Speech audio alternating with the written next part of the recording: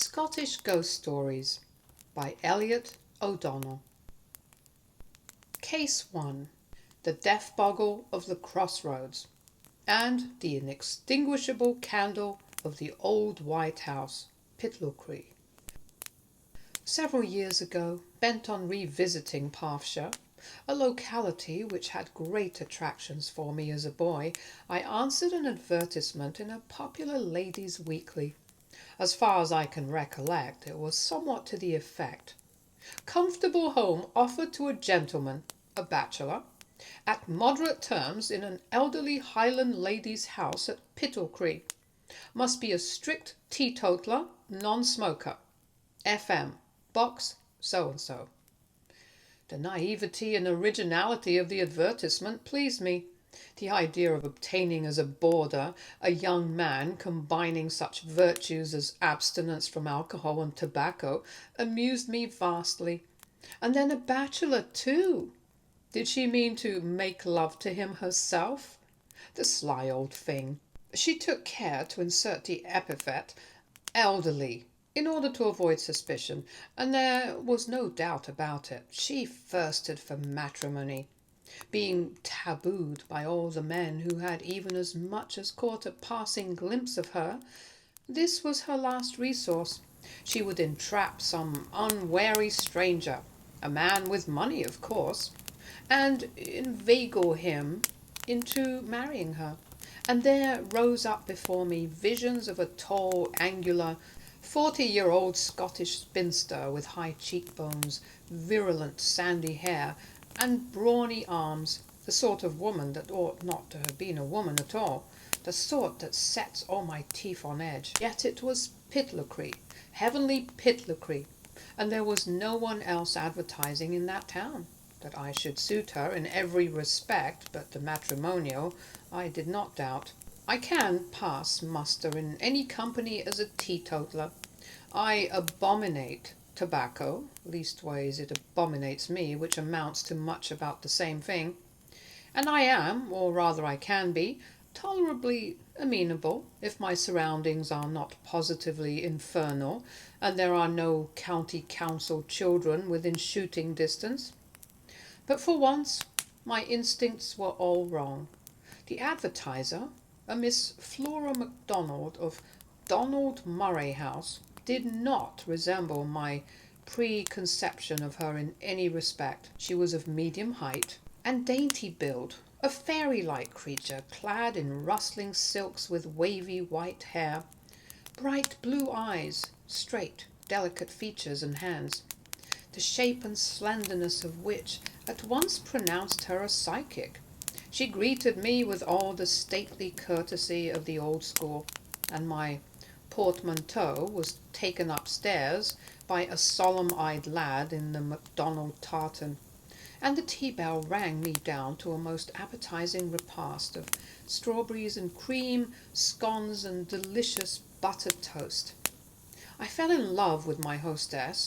It would be sheer sacrilege to designate such a divine creature by the vulgar term of landlady at once. When one's impressions of a place are at first exalted, they are often, later on, apt to become equally abased. In this case, however, it was otherwise. My appreciation both of Miss Flora Macdonald and of her house daily increased. The food was all that could be desired, and my bedroom, sweet with the perfume of jasmine and roses, presented such a picture of dainty cleanliness as awakened in me feelings of shame that it should be defiled by all my dusty, travel-worn accoutrements. I flatter myself that Miss Macdonald liked me also, that she did not regard me altogether as one of the common herd was doubtless in some degree due to the fact that she was a Jacobite, and in a discussion on the associations of her romantic namesake, Flora Macdonald, with Perthshire, it leaked out that our respective ancestors had commanded battalions in Louis XIV's far-famed Scottish and Irish brigades. That discovery bridged gulfs. We were no longer payer and paid. We were friends, friends for life. A lump comes into my throat as I pen these words, for it is only a short time since I heard of her death. A week or so after I had settled in her home, I took, at her suggestion, a rest.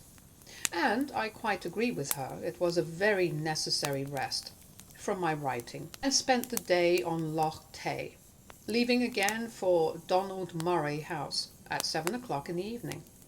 It was a brilliant moonlight night, not a cloud in the sky, and the landscape stood out almost as clearly as in the daytime. I cycled, and after a hard but thoroughly enjoyable spell of pedalling, eventually came to a standstill on the high road. A mile or two from the first lights of Pitlochry, I halted, not through fatigue, for I was almost as fresh as when I started, but because I was entranced with the delightful atmosphere and wanted to draw in a few really deep breaths of it before turning into bed. My halting place was on a triangular plot of grass at the junction of 4 roads. I propped my machine against a hedge and stood with my back leaning against a signpost and my face in the direction whence I had come. I remained in this attitude for some minutes, probably 10, and was about to remount my bicycle when I suddenly became icy cold, and a frightful, hideous terror seized and gripped me so hard that the machine, slipping from my palsied hands, fell to the ground with a crash. The next instant something, for the life of me, I knew not what, its outline was so blurred and indefinite, alighted on the open space in front of me with a soft thud, and remained standing as bolt upright as a cylindrical pillar. From afar off, there then came the low rumble of wheels, which momentarily grew in intensity, until there thundered into view a wagon, weighed down beneath a monstrous stack of hay, on the top of which sat a man in a wide-brimmed straw hat, engaged in a deep confabulation with a boy in corduroys who sprawled beside him. The horse, catching sight of the motionless thing opposite me, at once stood still and snorted violently. The man cried out, "Hey, hey, what's the matter with ye, beast?" And then, in an hysterical kind of screech, "Great God, what's yon figure that I see? What's yon figure, Thomas?" The boy immediately raised himself into a kneeling position and, clutching hold of the man's arm, screamed, I dinna ken, Matthew, but take heed, man, it dunna touch me. It's me it's come after, not ye." The moonlight was so strong that the faces of the speakers were revealed to me with extraordinary vividness, and their horrified expressions were even more startling than was the silent, ghastly figure of the unknown.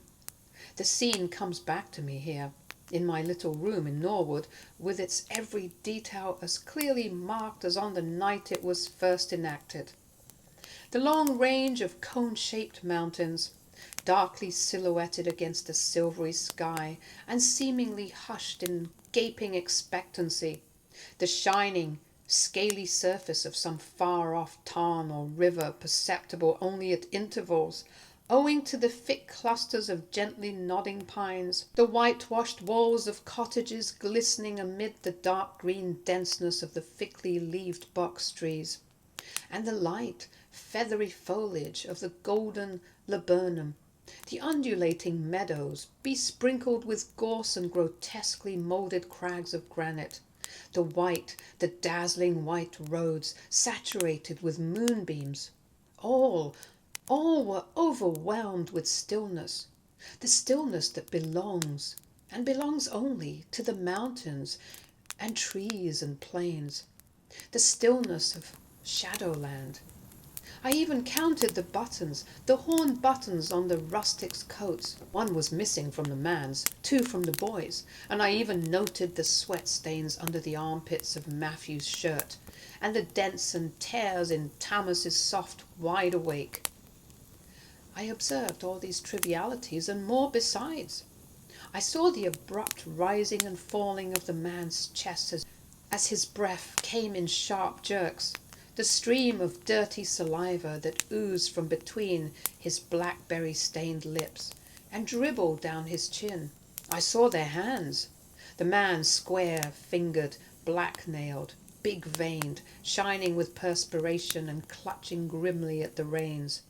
The boy smaller, and if anything rather more grimy, the one pressed flat down on the hay, the other extended in front of him, the palms stretched outwards, and all the fingers widely apart. And while these minute particulars were being driven into my soul, the cause of it all, the indefinable, esoteric column, stood silent and motionless over against the hedge, a baleful glow emanating from it. The horse suddenly broke the spell. Dashing its head forward, it broke off at a gallop, and tearing frantically past the phantasm, went helter-skelter down the road to my left. I then saw Thomas turning a somersault, miraculously saved from falling head first onto the road. By rebounding from the pitchfork which had been wedged upright in the hay, whilst the figure which followed in their wake with prodigious bounds was apparently trying to get at him and its spidery arms. But whether it succeeded or not I cannot say, for I was so uncontrollably fearful lest it should return to me that I mounted my bicycle and rode as I had never ridden before, and I have never ridden since. I described the incident to Miss Macdonald on my return. She looked very serious. "It was stupid of me not to have warned you," she said. That particular spot in the road has always, at least ever since I can remember, borne the reputation of being haunted. None of the peasants round here will venture within a mile of it after twilight. So the carters you saw must have been strangers. No one has ever seen the ghost except in the misty form in which it appeared to you. It does not frequent the place every night. It only appears periodically, and its method never varies. It leaps over a wall or hedge, remains stationary till someone approaches, and then pursues them with monstrous springs. The person it touches invariably dies within a year. I well recollect when I was in my teens on just such a night as this, driving home with my father from Lady Colin Ferner's croquet party at Blair Atoll. When we got to the spot you name, the horse shied, and before I could realize what had happened, we were racing home at a terrific pace. My father and I sat in front, and the groom, a Highland boy from the valley of Bainaglow, behind.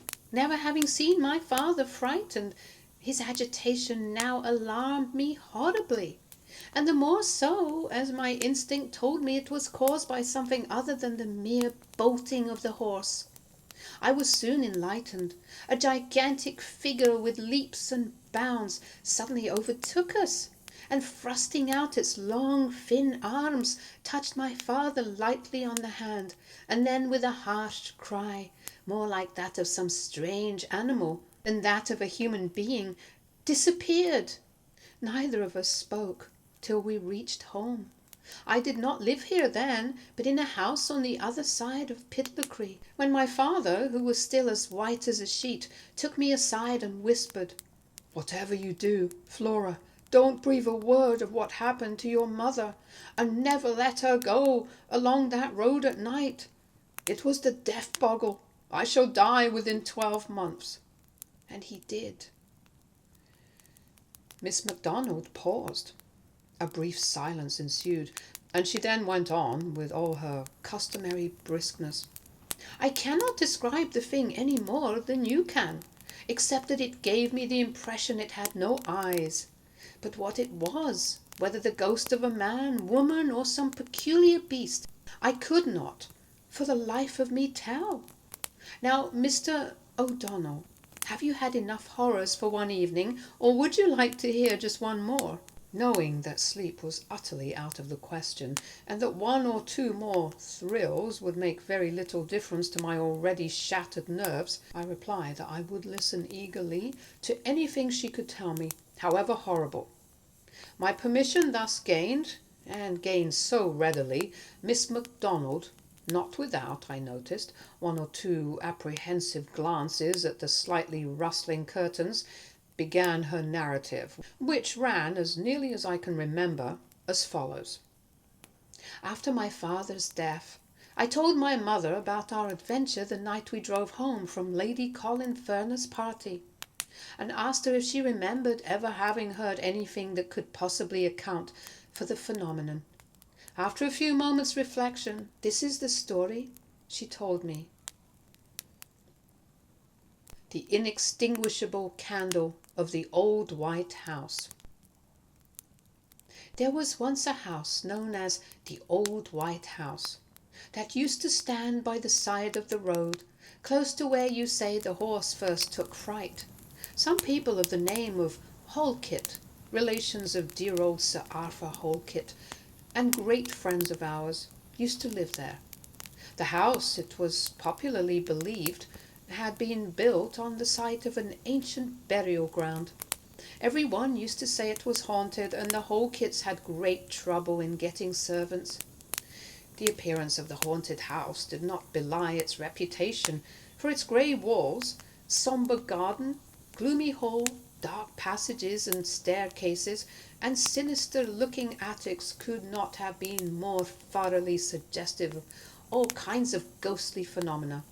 Moreover, the whole atmosphere of the place, no matter how hot and bright the sun, was cold and dreary, and it was a constant source of wonder to everyone how Lady Halkett could live there. She was, however, always cheerful, and used to tell me that nothing would induce her to leave a spot dear to so many generations of her family, and associated with the happiest recollections in her life. She was very fond of company, and there was scarcely a week in the year in which she had not someone staying with her. I can only remember her as widow, her husband, a major in the Gordon Highlanders, having died in India before I was born. She had two daughters, Margaret and Alice, both considered very handsome, but some years older than I. This difference in age, however, did not prevent our being on very friendly terms, and I was constantly invited to their house, in the summer to croquet and archery, in the winter to balls.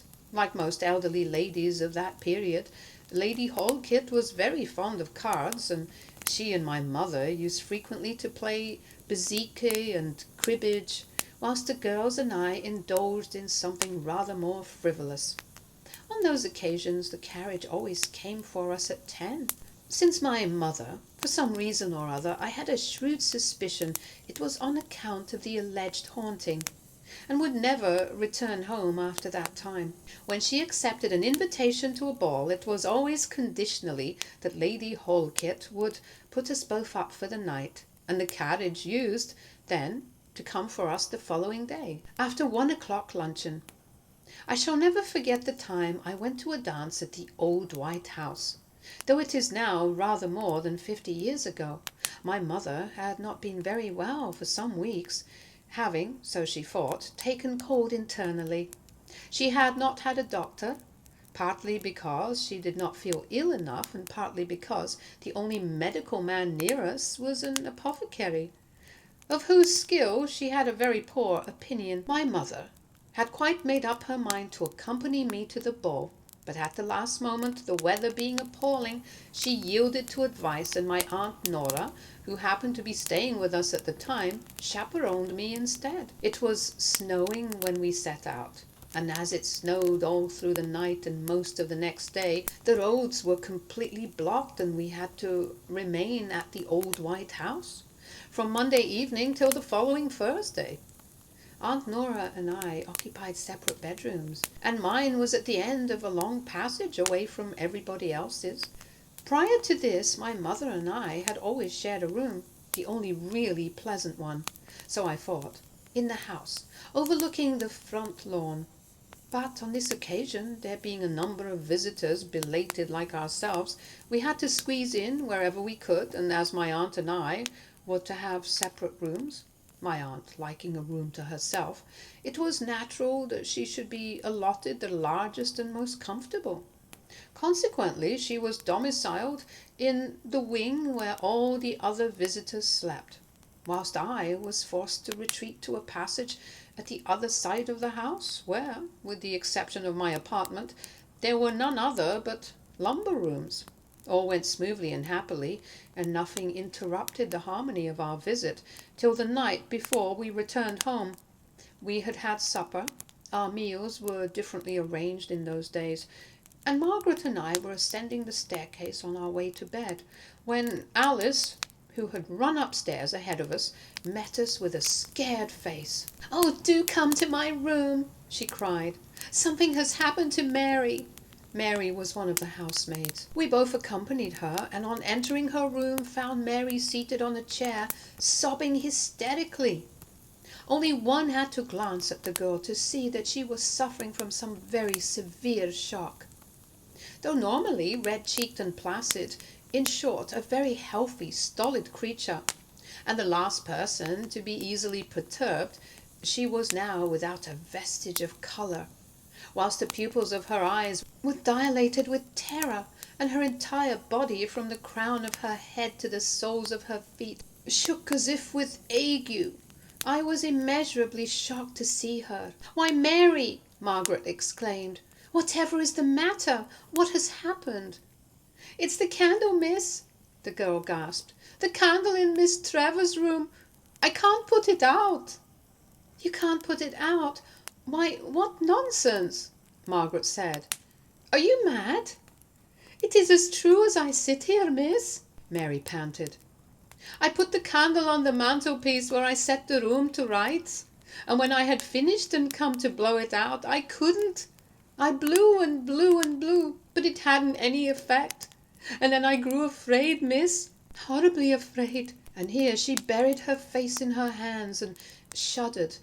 "I've never been frightened like this before, miss," she returned slowly. "And I've come away and left the candle burning." "How absurd of you!" Margaret scolded. "We must go and put it out at once. I have a good mind to make you come with us, Mary. But there, stay where you are, and for goodness' sake stop crying, or every one in the house will hear you." So saying, Margaret hurried off, Alice and I accompanying her, and on arriving outside my room, the door of which was wide open, we perceived the lighted candle standing in the position Mary had described. I looked at the girls, and perceived, in spite of my endeavours not to perceive it, the unmistakable signs of a great fear. A fear of something they suspected but dared not name, lurking in the corners of their eyes. "Who will go first?" Margaret demanded. No one spoke. "Well, then," she continued, "I will." And, suiting the action to the word, she stepped over the threshold. The moment she did so, the door began to close. "This is curious," she cried. "Push!" We did. We all three pushed, but despite our efforts, the door came resolutely to, and we were shut out. Then, before we had time to recover from our astonishment, it flew open, but before we could cross the threshold, it came violently to, in the same manner as before. Some unseen force held it against us. "Let us make one more effort," Margaret said, "and if we don't succeed, we will call for help."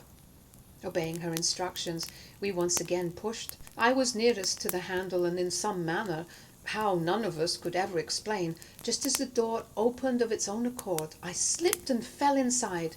The door then closed immediately with a bang, and to my unmitigated horror, I found myself alone in the room. For some seconds I was spellbound, and could not even collect my thoughts sufficiently to frame a reply to the piteous entreaties of the Hawkits, who kept banging on the door and imploring me to tell them what was happening. Never in the hideous excitement of nightmare had I experienced such a terror as the terror that room conveyed to my mind, though nothing was to be seen. Nothing but the candle, the light of which was peculiarly white and vibrating. I felt the presence of something inexpressibly menacing and horrible. It was in the light, the atmosphere, the furniture, everywhere. On all sides it surrounded me. On all sides I was threatened in a manner that was strange and deadly. Something suggesting to me that the source of evil originated in the candle, and that if I could succeed in extinguishing the light, I should free myself from the ghostly presence. I advanced towards the mantelpiece and, drawing in a deep breath, blew with the energy born of desperation. It had no effect. I repeated my efforts. I blew frantically, madly, but all to no purpose. The candle still burned softly and mockingly. Then a fearful terror seized me, and flying to the opposite side of the room, I buried my face against the wall and waited for what the sickly beatings of my heart warned me was coming. Constrained to look, I slightly, only very, very slightly, moved round, and there, floating stealthily towards me through the air, came the candle, the vibrating, glowing, baleful candle.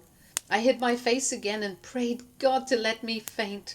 Nearer and nearer drew the light, wilder and wilder the wrenches at the door. Closer and closer I pressed myself to the wall, and then, when the final throes of agony were more than human heart and brain could stand, there came the suspicion, the suggestion of a touch so horrid that my prayers were at last answered, and I fainted. When I recovered, I was in Margaret's room, and 6 well-known forms were gathered round me.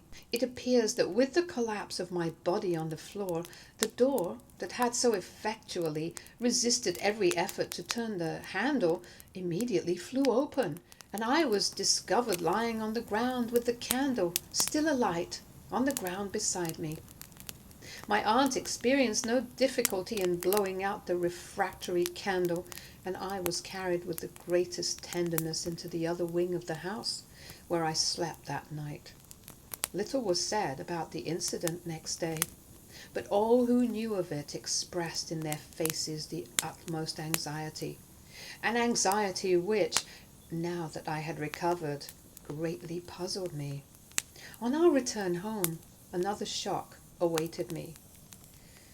We found, to our dismay, that my mother was seriously ill, and that the doctor, who had been sent for from Perth the previous evening, just about the time of my adventure with the candle, had stated that she might not survive the day. His warning was fulfilled.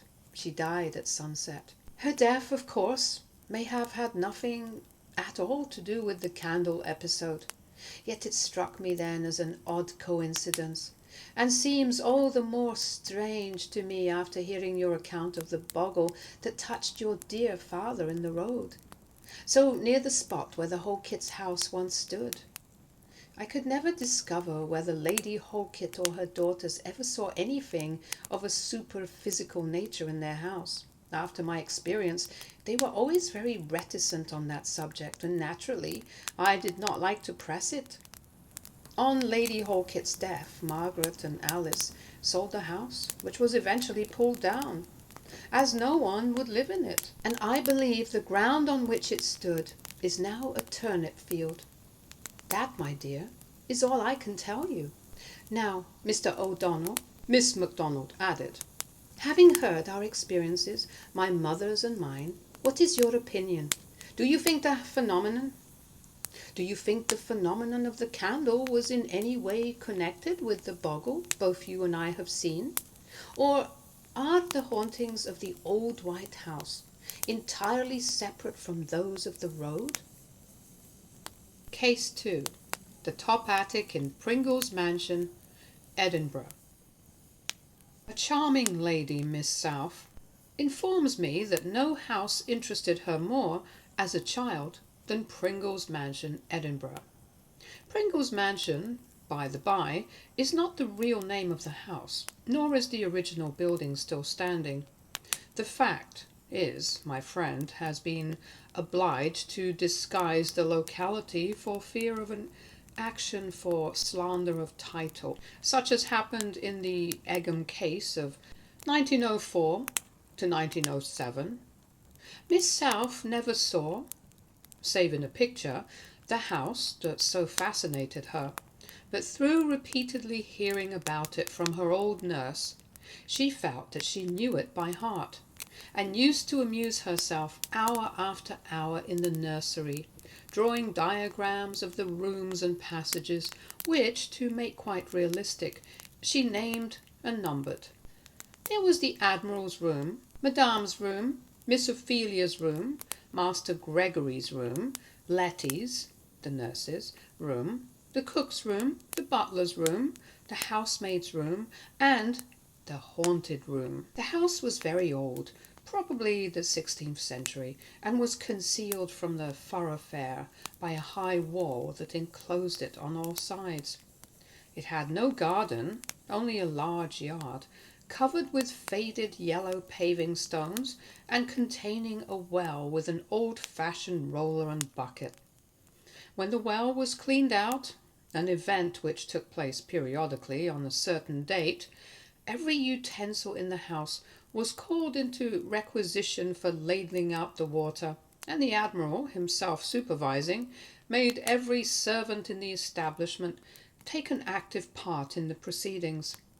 On one of these occasions the Admiral announced his intention of going down the well in the bucket. That was a rare moment in Letty's life, for when the Admiral had been let down in the bucket, the rope broke. Indeed, the thought of what the laird would say when he came up almost resulted in his not coming up at all. However, someone, rather bolder than the rest, retained sufficient presence of mind to effect a rescue, and the timid ones, thankful enough to supervise the explosion, had to be content on half rations till further orders. But in spite of its association with such a martinet, and in spite of her ghostly experiences in it, Letty loved the house and was never tired of singing its praises. It was a 2-storied mansion with roomy cellars but no basement. There were 4 reception rooms, all oak-panelled, on the ground floor, numerous kitchen offices, including a cosy housekeeper's room, and a capacious entrance hall, in the centre of which stood a broad oak staircase. The cellars, 3 in number, and chiefly used as lumber rooms, were deep down and dank and horrid. On the first floor, 8 bedrooms opened onto a gallery overlooking the hall, and the top story, where the servants slept, consisted solely of attics connected with one another by dark, narrow passages. It was one of these attics that was haunted, although, as a matter of fact, a ghost had been seen in all parts of the house. When Letty entered the Admiral's service, she was but a bairn, and had never even heard of ghosts, nor did the other servants apprise her of the hauntings, having received strict injunctions not to do so from the laird. But Letty's home, humble though it was, had been very bright and cheerful, and the dark precincts of the mansion filled her with dismay. Without exactly knowing why she was afraid, she shrank in terror from descending into the cellars, and felt anything but pleased at the prospect of sleeping alone in an attic. Still, nothing occurred to really alarm her, till about a month after her arrival. It was early in the evening, soon after twilight, and she had gone down into one of the cellars to look for a boot-jack, which the Admiral swore by all that was holy must be found before supper. Placing the light she had brought with her on a packing case, she was groping about among the boxes when she perceived, to her astonishment, that the flame of the candle had suddenly turned blue. She then felt icy cold, and was much startled on hearing a loud clatter as of some metal instrument on the stone floor in the far-off corner of the cellar. Glancing in the direction of the noise, she saw, looking at her, 2 eyes, 2 obliquely set, lurid light eyes, full of the utmost devilry, Sick with terror and utterly unable to account for what she beheld, she stood stock still, her limbs refusing to move, her throat parched, her tongue tied. The clanging was repeated, and a shadowy form began slowly to crawl towards her. She dared not afterwards surmise what would have happened to her had not the laird himself come down at this moment. At the sound of his stentorian voice, the phantasm vanished, but the shock had been too much for Letty. She fainted, and the Admiral, carrying her upstairs as carefully as if she had been his own daughter, gave peremptory orders that she should never again be allowed to go into the cellar alone. But now that Letty herself had witnessed a manifestation, the other servants no longer felt bound to secrecy, and soon poured into her ears endless accounts of the hauntings. Every one, they informed her, except Master Gregory and Perkins, the butler, had seen one or other of the ghosts, and the cellar apparition was quite familiar to them all.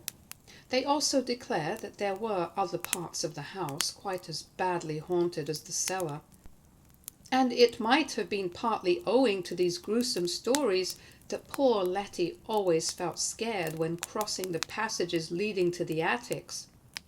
As she was hastening down one of them, early one morning, she heard someone running after her.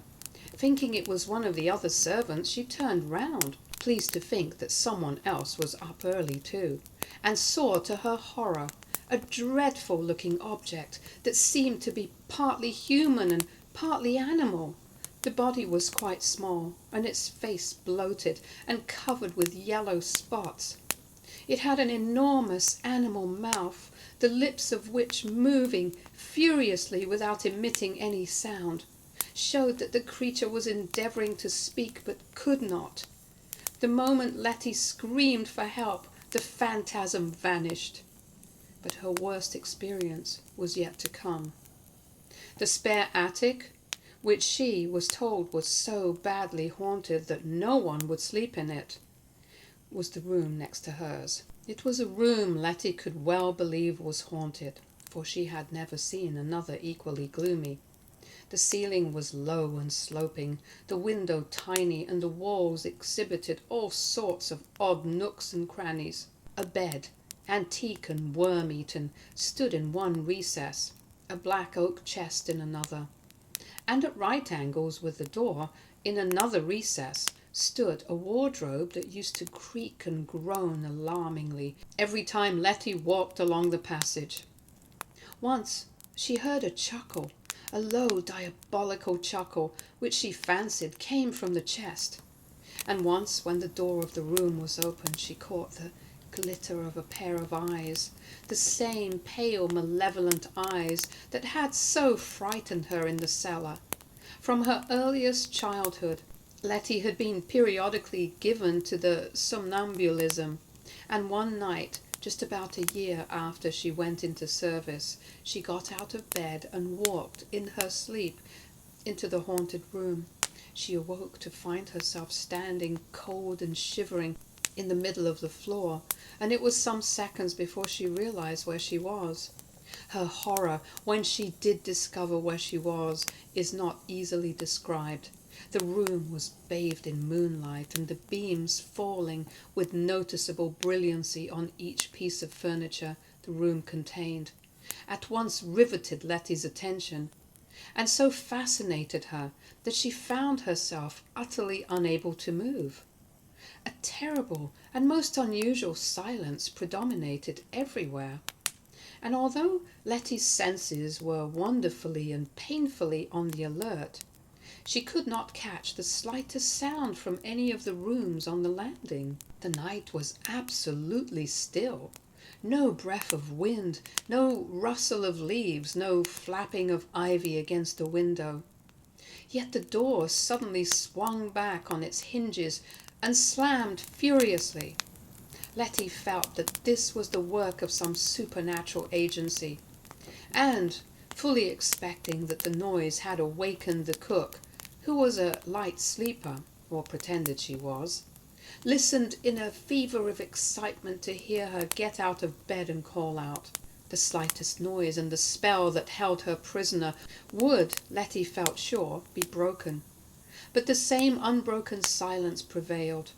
A sudden rustling made Letty glance fearfully at the bed, and she perceived to her terror the valance swaying violently to and fro. Sick with fear, she was now constrained to stare in abject helplessness. Presently there was a slight, very slight movement on the mattress. The white dust cover rose, and under it Letty saw the outlines of what she took to be a human figure gradually take shape. Hoping, praying that she was mistaken and that what appeared to be on the bed was but a trick of her imagination, she continued staring in an agony of anticipation. But the figure remained, extended at full length like a corpse. The minutes slowly passed. A church clock boomed too, and the body moved. Letty's jaw fell, her eyes almost bulged from her head, whilst her fingers closed convulsively on the folds of her nightdress. The unmistakable sound of breathing now issued from the region of the bed, and the dust cover commenced slowly to slip aside. Inch by inch it moved, until first of all Letty saw a few wisps of dark hair, then a few more, then a thick cluster, then something white and shining, a protruding forehead, then dark, very dark brows, then 2 eyelids, yellow, swollen, and fortunately tightly closed, then a purple conglomeration of Letty knew not what, of anything but what was human. The sight was so monstrous it appalled her, and she was overcome with a series of awe and repulsion, for which the language of mortality had no sufficiently energetic expression. She momentarily forgot that what she looked on was merely superphysical, but regarded it as something alive, something that ought to have been a child, comely and healthy as herself, and she hated it. It was an outrage on maternity, a blot on nature, a filthy discredit to the house, a blight, a sore, a gangrene. It turned over in its sleep. The cover was hurled aside, and a grotesque object, round, pulpy, webbed, and of leprous whiteness, an object which Letty could hardly associate with a hand, came grovelling out. Letty's stomach heaved. The thing was beastly, indecent, vile. It ought not to live. And the idea of killing flashed through her mind, boiling over with indignation and absurdly forgetful of her surroundings. She turned round and groped for a stone to smash it. The moonlight on her naked toes brought her to her senses. The thing in the bed was a devil. Though brought up a member of the Free Church with an abhorrence of anything that could in any way be contorted into papist practices, Letty crossed herself.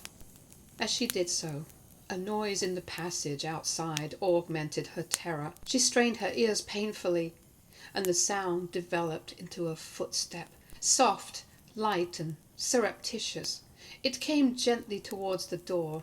It paused outside, and Letty intuitively felt that it was listening. Her suspense was now so intolerable that it was almost with a feeling of relief that she beheld the door slowly, very slowly begin to open, a little wider, and yet a little wider, but still nothing came. Ah! Letty's heart turned to ice. Another inch, and a shadowy something slipped through and began to wriggle itself stealthily over the floor. Letty tried to divert her gaze, but could not. An irresistible magnetic attraction kept her eyes glued to the gradually approaching horror. When within a few feet of her it halted, and again Letty felt it was listening to the breathing on the bed, which was heavy and bestial. Then it twisted round, and Letty watched it crawl into the wardrobe. After this, there was a long and anxious wait. Then Letty saw the wardrobe door slyly open in the eyes of the cellar, inexpressibly baleful and glittering like burnished steel in the strong phosphorescent glow of the moon, peep out, not at her, but through her, at the object lying on the bed.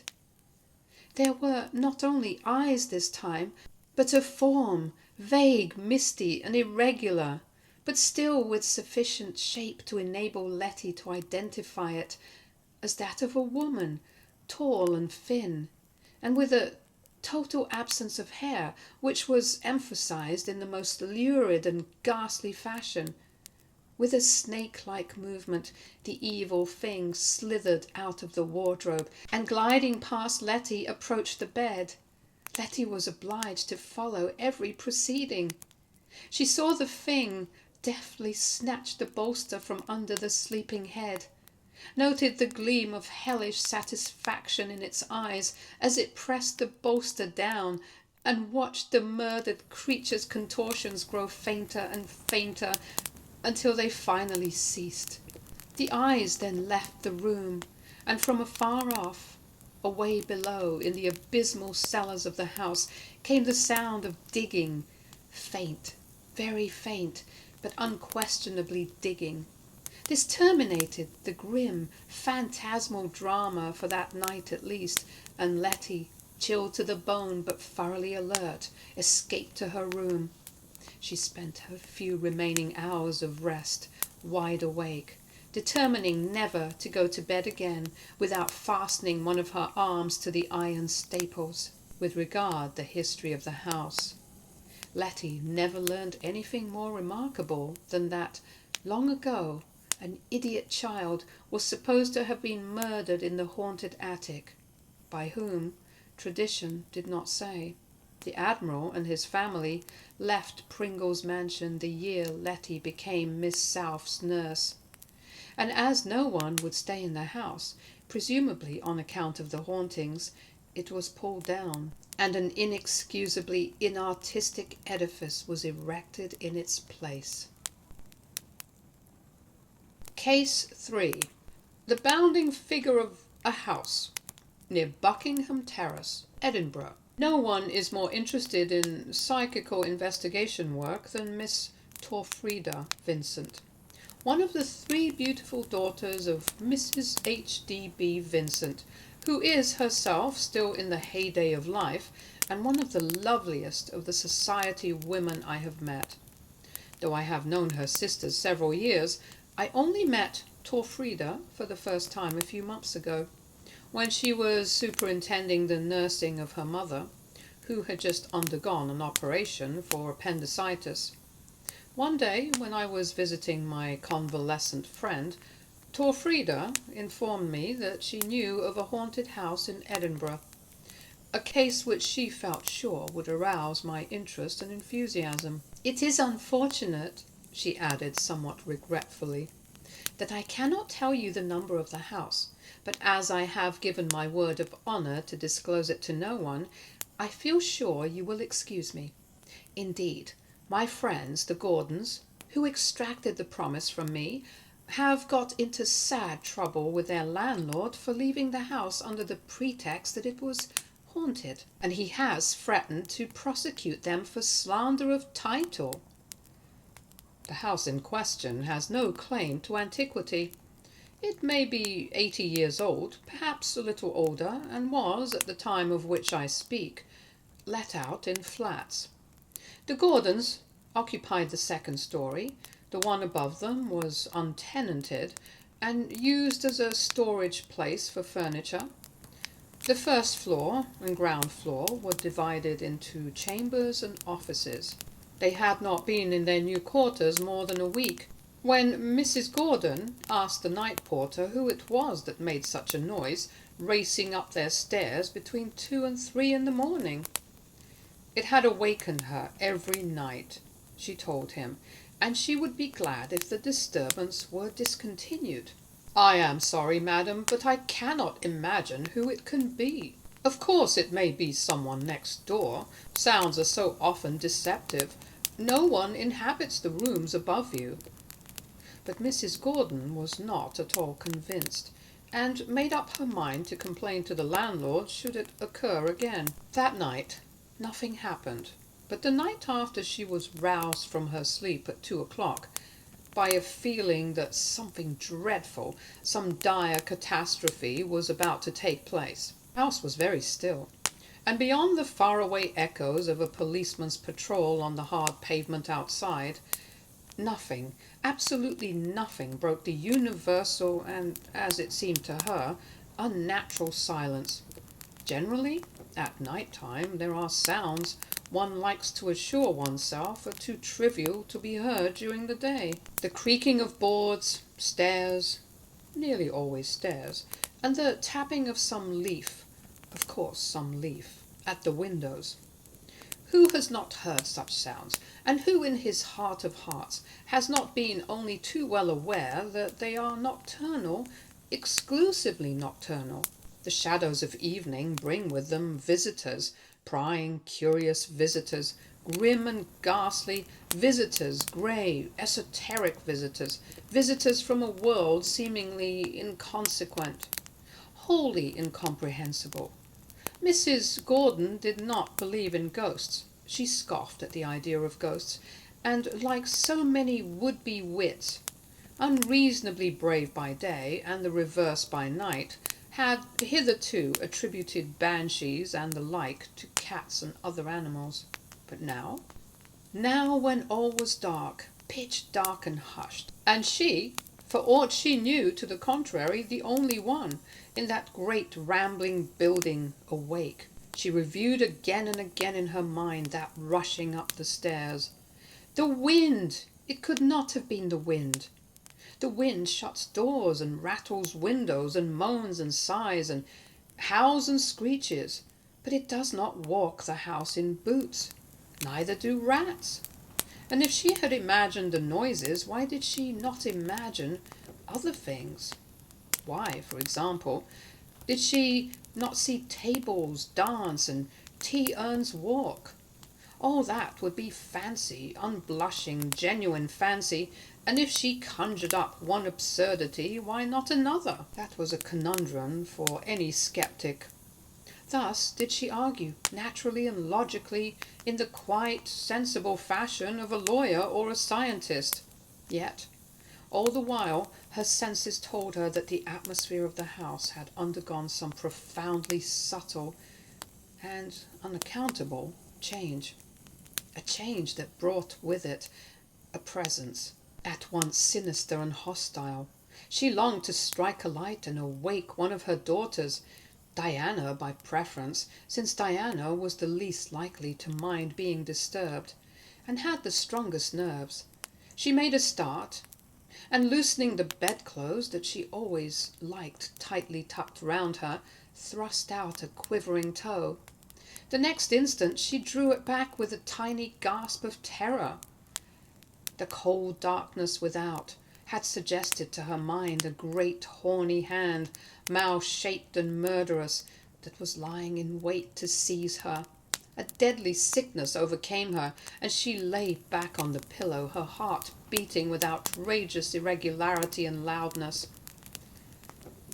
Very slowly she recovered, and, holding her breath, sidled to the far edge of the bed, and with a dexterous movement, engendered by the desperation of fear, made a lightning-like dab in the direction of the electric bell. Her soft pink finger missed the mark, and coming in violent contact with the wall, bent the carefully polished nail. She bit her lips to stop a cry of pain, and shrinking back within the folds of her dainty lace-embroidered nightdress, abandoned herself to despair. Her consciousness of the unknown presence increased, and she instinctively felt the thing pass through the closed door, down onto the landing outside, when it dashed upstairs with a loud clatter, and entering the lumber room immediately overhead, began bounding as if its feet were tied together, backwards and forwards across the floor. After continuing for fully half an hour, the noises abruptly ceased, and the house resumed its accustomed quiet. At breakfast, Mrs. Gordon asked her daughters if they had heard anything in the night, and they laughingly said, "No, not even a mouse." There was now an intermission of the disturbances, and no further demonstration occurred for about a month. Diana was then sleeping in her mother's room, Mrs. Gordon being away on a visit to Lady Voss, who was entertaining a party of friends at her shooting box in Argyll. One evening, as Diana was going into her bedroom to prepare for dinner, she saw the door suddenly swing open, and something, she could not tell what it was, so blurred and indistinct, came out with a bound. Tearing past her onto the landing, it rushed up the stairs with so much clatter that Diana imagined, though she could see nothing, that it must have on its feet heavy lumbering boots. Filled with an irresistible curiosity in spite of her alarm, Diana ran after it, and on reaching the upper story, heard it making a horrific racket in the room above the one in which she now slept. Nothing daunted, however, she boldly approached, and, flinging open the door, perceived its filmy outline standing before a shadowy and very antique 8-day clock, which apparently it was in the habit of winding. A great fear now fell on Diana. What was the thing? And supposing it should turn round and face her, what should she see? She was entirely isolated from her sisters and the servants, alone, the light fading in a big gloomy room full of strange old furniture, which suggested hiding places for all sorts of grim possibilities. She was assured now that the thing she had followed was nothing human. Neither was it a delusion, for when she shut her eyes and opened them, it was still there, and, oddly enough, it was now more distinct than it was when she had seen it downstairs. A curious feeling of helplessness stole over Diana. The power of speech forsook her, and her limbs grew rigid. She was so fearful, too, of attracting the notice of the mysterious thing that she hardly dare breathe, and each pulsation of her heart sent cold chills of apprehension down her spine. Once she endured agonies through a mad desire to sneeze, and once her lips opened to scream as something suspiciously like the antenna of a huge beetle, and which she subsequently discovered was a devil's coach horse, tickled the calf of her leg. She fancied, too, that all sorts of queer shapes lurked in the passage behind her, and that the innumerable unseen eyes were malignantly rejoicing in her terror. At last, the climax to her suspense seemed at hand. The unknown thing, until now too busy with the clock to take heed of her, paused for a moment or so, as if undecided what to do next, and then slowly began to veer round. But the faint echo of a voice below, calling her by name, broke the hypnotic spell that bound Diana to the floor, and with a frantic spring she cleared the threshold of the room. She then tore madly downstairs, never halting till she reached the dining room, where she sank on a sofa, and, more dead than alive, panted out to her amazed sisters a full account of all that had transpired. That night she shared her sister's bedroom, but neither she nor her sister slept. From this time till the return of Mrs. Gordon, nothing happened. It was one evening after she came back, when she was preparing to get into bed, that the door of her own room unexpectedly opened, and she saw, standing on the threshold, the unmistakable figure of a man, short and broad, with a great width of shoulders and very long arms. He was clad in a pea-jacket, blue serge trousers and jack-boots. He had a big, round, brutal head, covered with a tangled mass of yellow hair, but where his face ought to have been, there was only a blotch, underlying which Mrs. Gordon detected the semblance to something fiendishly vindictive and immeasurably nasty. But in spite of the horror his appearance produced, her curiosity was aroused with regard to the two objects he carried in his hands, one of which looked like a very bizarre bundle of red and white rags, and the other a small bladder of lard. Whilst she was staring at them in dumb awe, he sprang round and, hitching them savagely under his armpits, rushed across the landing and, with a series of apish bounds, sprang up the staircase and disappeared in the gloom. This was the climax. Mrs. Gordon felt another such encounter would kill her. So in spite of the fact that she had taken the flat for a year and had only just commenced her tenancy, she packed up her goods and left the very next day. The report that the building was haunted spread rapidly, and Mrs. Gordon had many indignant letters from the landlord. She naturally made inquiries as to the early history of the house. But of the many tales she listened to, only one, the authenticity of which she could not guarantee, seemed to suggest any clue to the haunting.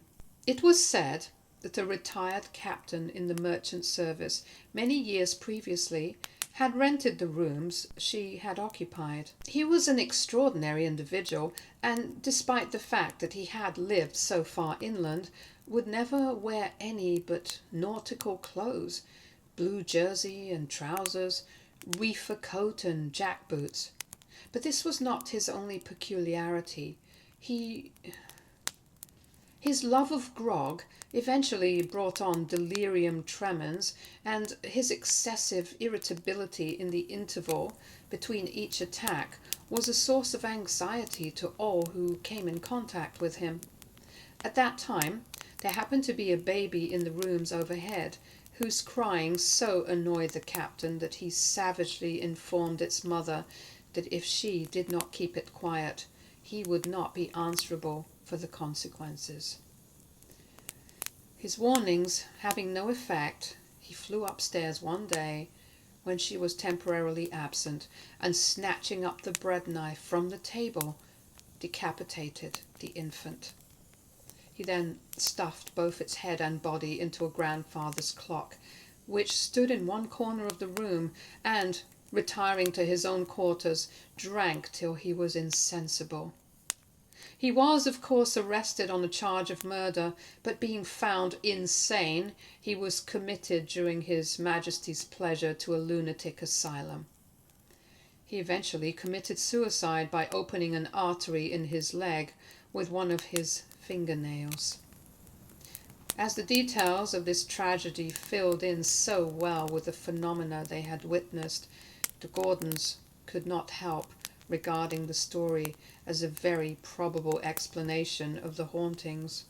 But remember, its authenticity is dubious.